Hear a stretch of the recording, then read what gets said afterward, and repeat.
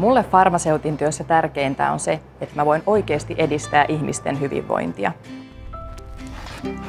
Musta on mahtavaa, että yliopiston apteekissa on monia työmahdollisuuksia. Voin esimerkiksi auttaa ihmisiä verkkoapteekin puolella, erikoistua harvinaisten lääkkeiden valmistukseen tai palvella ihmisiä kivijalka-apteekissa.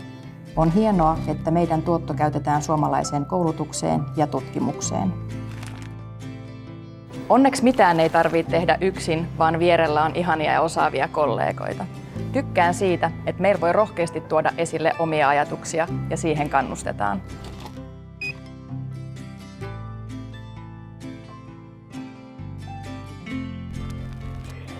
Haluatko säkin olla hyvinvoinnin edelläkävijä? Tuu meille töihin.